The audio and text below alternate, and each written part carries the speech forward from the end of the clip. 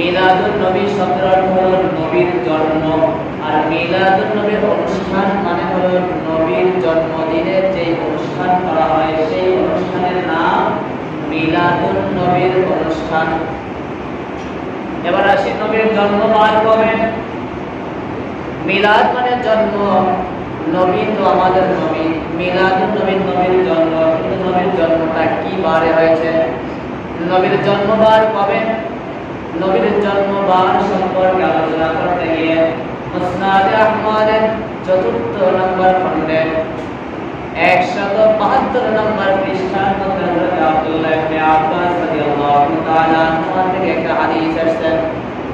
আব্দুল্লাহ ইবনে আব্বাস রাদিয়াল্লাহু তাআলা আনহু থেকে একটা হাদিস রাসূলুল্লাহ সাল্লাল্লাহু আলাইহি ওয়াসাল্লামের জন্মের ব্যাপারে তিনি বলেন, ওলিদা রাসূলুল্লাহ সাল্লাল্লাহু আলাইহি ওয়াসাল্লাম ইয়াউমুল ইসনাইন। আব্দুল্লাহ ইবনে আব্বাস রাদিয়াল্লাহু তাআলা আনহু বলেন, রাসূলুল্লাহ সাল্লাল্লাহু আলাইহি ওয়াসাল্লাম সোমবারে জন্মগ্রহণ করেছেন। কি বারে?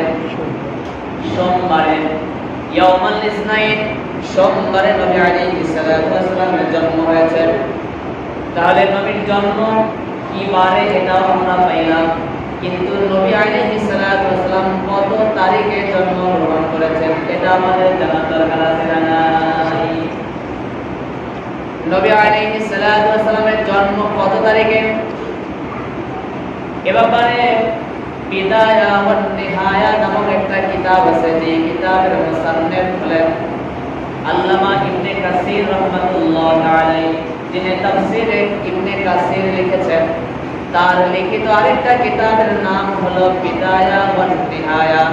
এই বিদায়া ওয়া নিহায়া কিতাবের মধ্যে ইবনে কাসির রাহমাতুল্লাহ আলাইহি বলেছেন, নবী আলাইহিস সালাতু ওয়াস সালামের জন্ম তারিখ সম্পর্কে 7টা অভিমত পাওয়া যায়। কয়টা? অর্থাৎ 7 ধরনের মতামত পাওয়া যায়। এক একজনে এক এক দিনের কথা বলেছেন, প্রত্যেকেই তার মতের পক্ষে দলিল প্রমাণও পেশ করেছেন।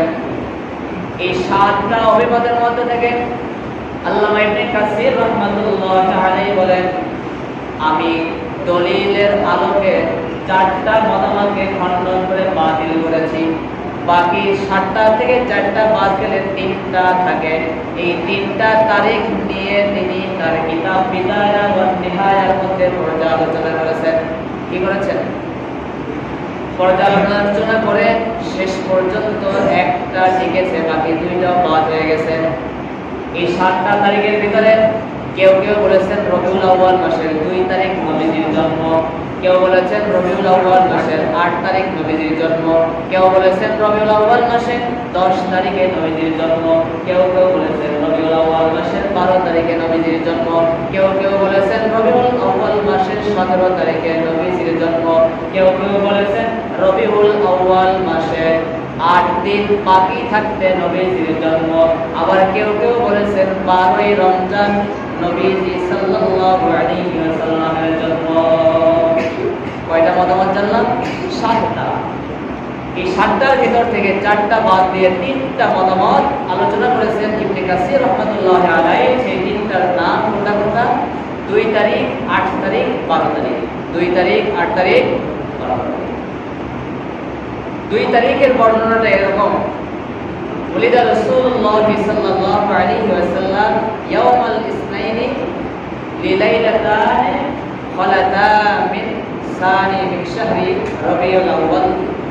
যে রাসূল পাক সাল্লাল্লাহু আলাইহি ওয়াসাল্লাম রবিউল আউয়াল মাসের 2 তারিখে জন্মগ্রহণ করেছেন। কয় তারিখে? এই 2 তারিখে জন্মগ্রহণ করেছেন। এই হাদিসটা যারা বর্ণনা করেছেন, এই হাদিসটা যারা বর্ণনা করেছেন, এই বর্ণনাকারীদের সূত্রের ভিতরে একজন বর্ণনাকারীর নাম হচ্ছে ওয়াকিদি। একজন বর্ণনাকারীর নাম কি? ওয়াকিদি। সূত্র কারে কয়? আমি জিজ্ঞাসা করলাম, ভাই আপনি এই কথাটা কার কাছ থেকে শুনছেন?